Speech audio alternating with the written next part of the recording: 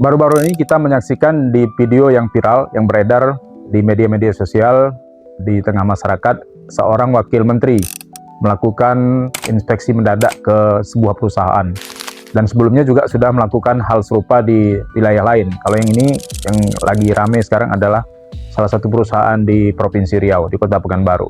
Kita tidak melihat apa perusahaannya karena itu fakta dan kita tidak masuk pada wilayah itu. Terkait dengan video yang beredar itu, yang ramai dan viral itu, kita akan membahas persoalan yang menjadi inti permasalahan mengapa seorang wakil menteri sampai melakukan inspeksi mendadak tersebut adalah terkait dengan adanya isu penahanan ijazah karyawan perusahaan tersebut. Jadi terkait ini kita akan membahas pertama ya kronologi atau kasus posisi, yang kedua kita akan melihat peristiwa penahanan ijazah dilihat dari aspek hukum perdata, yang ketiga kita lihat dari aspek hukum pidana, dan yang keempat sebagai penutupnya adalah kita akan melihat apakah yang dilakukan oleh seorang wakil menteri itu sudah tepat atau sudah benar, khususnya dilihat dari aspek hukum tata negara dan hukum administrasi negara. Nah, peristiwa penahanan ijazah itu sebetulnya bukan sesuatu yang baru. Nah, hampir semua perusahaan itu ketika seorang pekerja mengajukan lamaran pekerjaan itu mereka mempersyaratkan penahanan ijazah. Mengapa terjadi itu? Ya, itu terjadi dalam rangka menurut alasan pihak perusahaan adalah untuk menjamin bahwa pekerja kemudian tidak mundur secara sepihak di waktu yang secara tiba-tiba.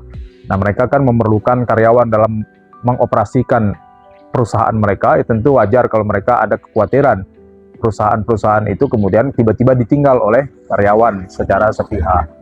Namanya orang bekerja kan tentu ada kemungkinan mencari yang lebih baik, ya. Mencari tempat yang lebih baik, yang gajinya lebih besar, tidak loyalis kepada perusahaan tempat mereka bekerja. Itu pertama, itu makanya seperti itu kejadian. Dan ini hampir semua terjadi dan kasusnya kemudian banyak sekali terjadi di Indonesia. Cuma ya memang mungkin banyak yang belum terungkap atau memang ada yang terungkap tapi kemudian tidak selesai pembahasan atau penegakan hukumnya. Nah, itu kira-kira kasus posisinya. Lalu kita lihat dari aspek hukum perdata.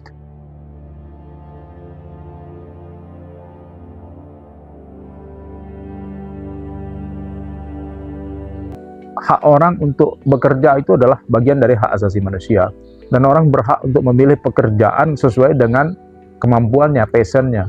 Nah, tetapi HAM yang dalam hal ini adalah HAM yang bersifat terbatas, ya, yang dia bersifat tidak merupakan hak asasi yang bersifat mutlak.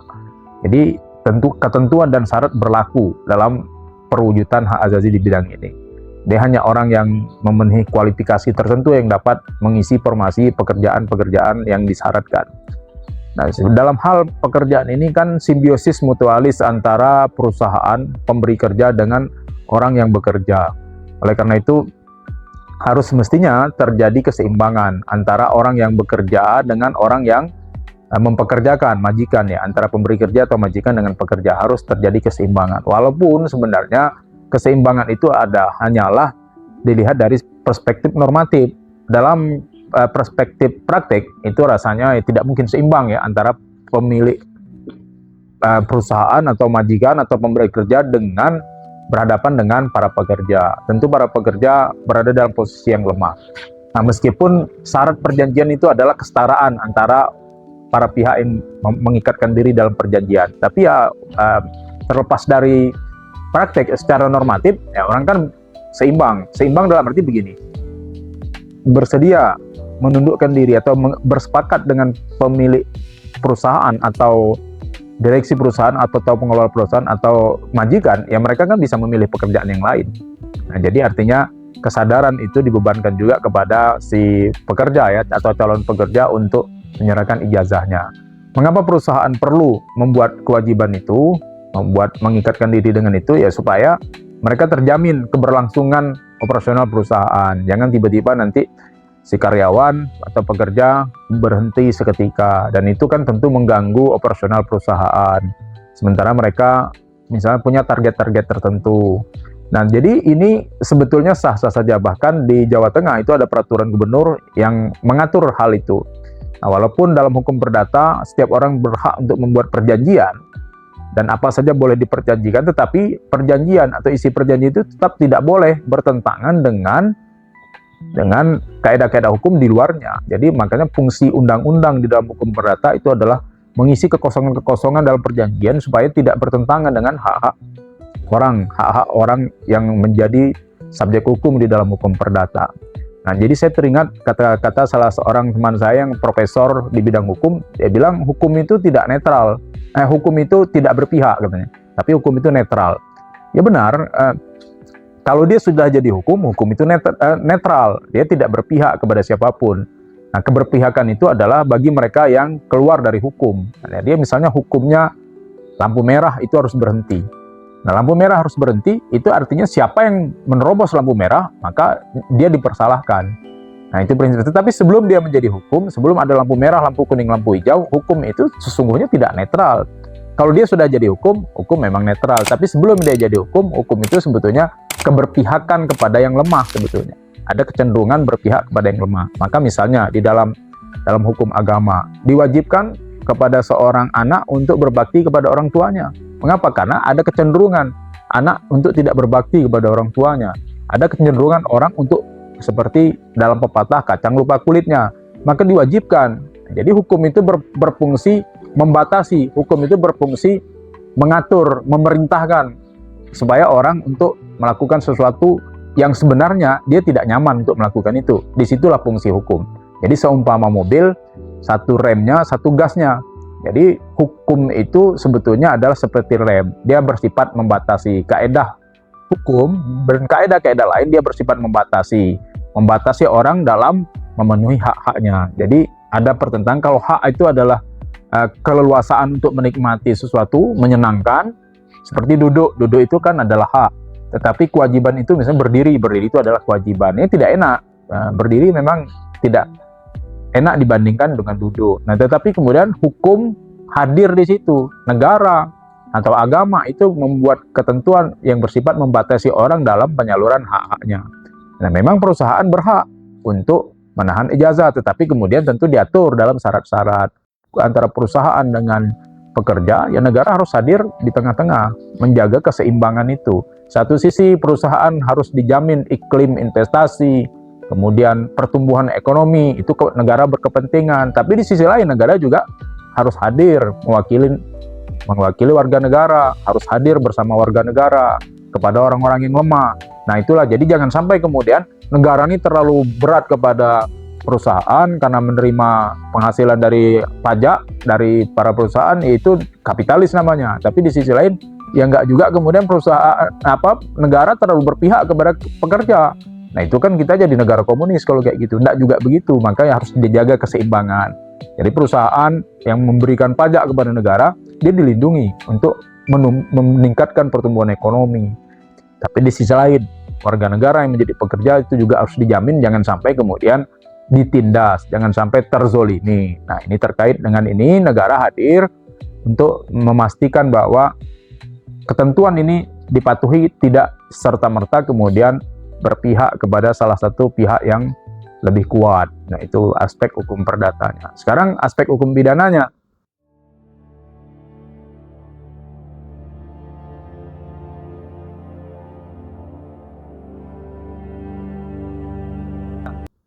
Yang ketiga, poin pembahasan yang ketiga, bolehkah menahan ijazah? Nah, tadi penahanan ijazah itu kan awalnya tidak melawan hukum, karena itu dibenarkan, mereka terikat pada perjanjian yang dibuat. Walaupun tadi secara praktek itu mungkin tidak seimbang para pihak antara pekerja dengan pemberi pekerjaan, tetapi secara normatif dia seimbang ya. Jadi itu tidak bisa kemudian kita bilang orang yang bertanda tangan artinya dia memenuhi kualifikasi sebagai subjek hukum yang mandiri sehingga sampai dia bertanda tangan. Jadi tidak bisa, saya tertanda tangan tidak dalam keadaan bebas, saya menandatangani karena terpaksa. Ya, itu kan di luar itu ya. Dia punya hak bebas. Bebas itu adalah, yang dikatakan tidak bebas itu adalah kalau itu mengancam nyawa, mengancam keselamatan atau mengancam kehormatan. Nah, itu yang disebut sebagai kualifikasi orang tidak bebas. Sepanjang itu tidak ada, ya orang bebas. Jadi pilihan ada di tangan dia.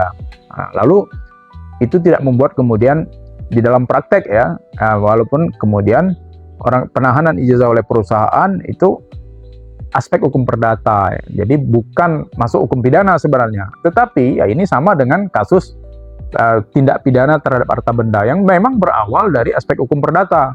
Awalnya pencurian misalnya, kemudian penipuan, penggelapan. Maka kadang sering terjadi perdebatan itu apakah hukum pidana atau hukum perdata. Maka ada juga misal perdebatan apakah hutang piutang itu merupakan aspek hukum pidana.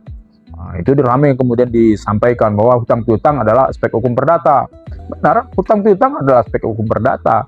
Bahkan dalam Deklarasi Universal Hak Asasi Manusia itu ditegaskan bahwa orang tidak boleh dipenjara, tidak boleh dipidana kalau berkaitan dengan hutang piutang. Itu karena hutang piutang adalah aspek hukum perdata. Nah, tetapi tidak seperti itu selamanya. Karena ada orang dalam hutang piutang, bahkan ada pasal 379A KUHP. Orang yang membeli barang dengan maksud tidak membayar, itu pidana.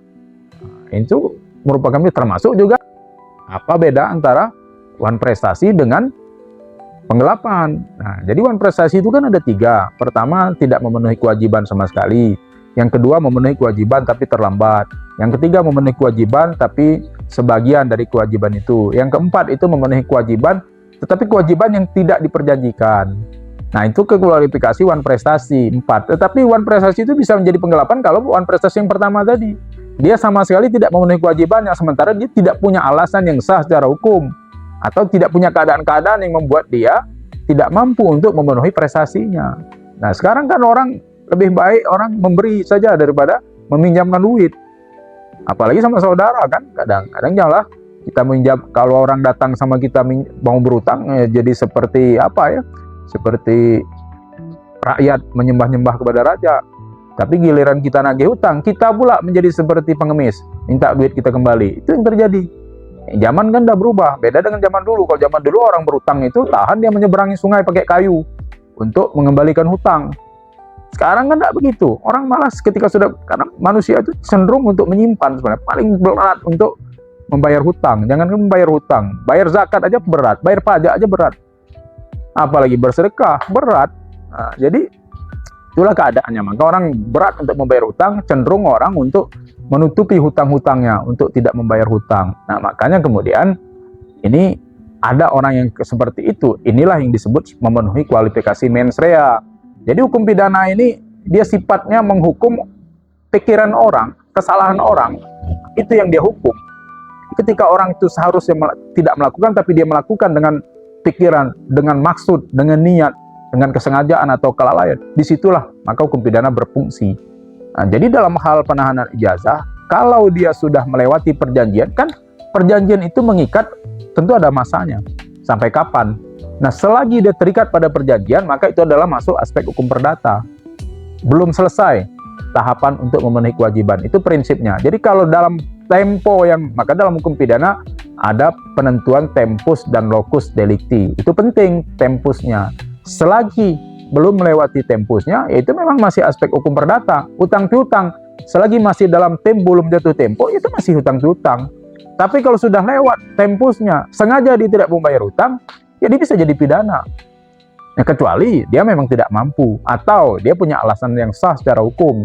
Misalnya dia belum memenuhi kewajiban karena pihak lain juga belum memenuhi kewajiban. Itu bisa diperdebatkan, itu bisa jadi perdata. Nah, termasuk dalam aspek penahanan ijazah. Nah, aspek penahanan ijazah ini kan pada perjanjiannya tadi kan ada ikatan, ada temponya. Tidak mungkin penahanan ijazah itu selamanya. Kalau penahanan ijazah selamanya itu tidak benar. Itu merampas hak asasi orang, dan itu jelas itu pidana. Apa maksudnya menahan ijazah selamanya? Nah, kalau selama dia bekerja di situ ya bolehlah supaya dia terikat. Tapi kalau dia sudah bebas kemudian bekerja, ya itu artinya ada itikat buruk, ada niat yang tidak benar dari si majikan, si pemberi kerja.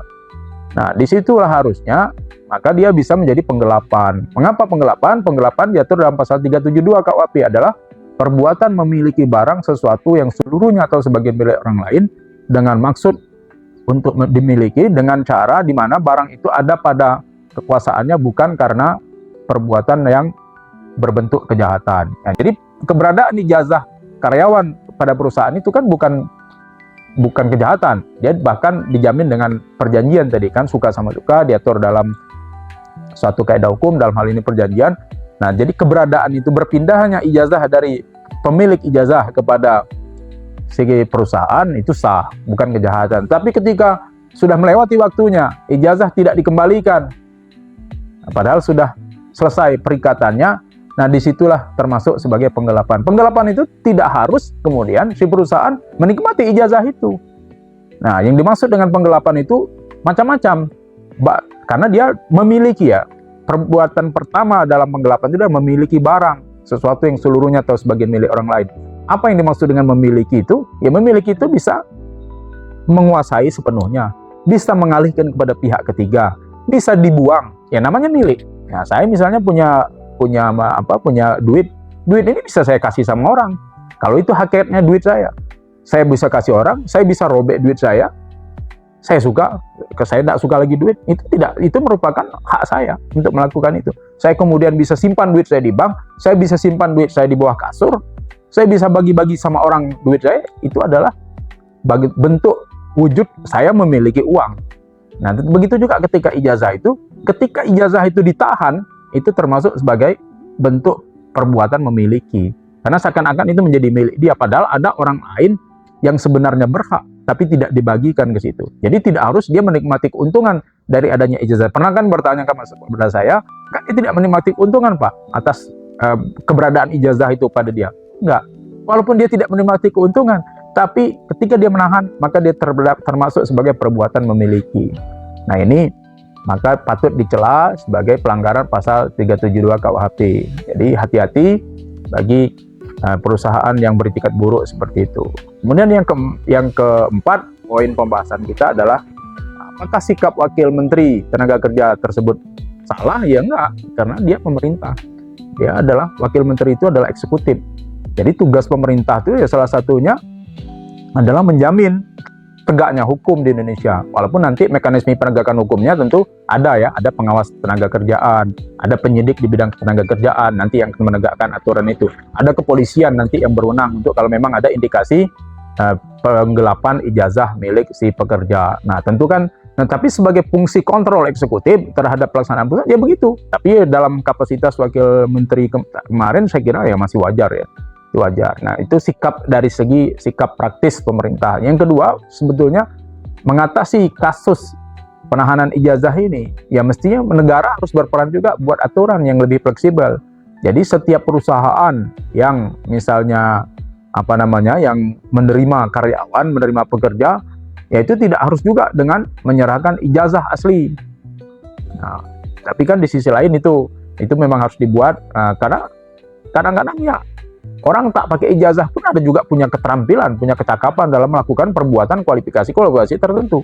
Ada dulu seorang menteri yang tamat apa, bahkan kalau mau ingat ya Adam Malik ya. Adam Malik itu adalah orang yang hanya tamat sekolah dasar, tapi beliau menjadi wakil presiden dan pernah menjadi ketua umum Majelis Umum PBB. Dan siapa yang meragukan kapasitas seorang Adam Malik?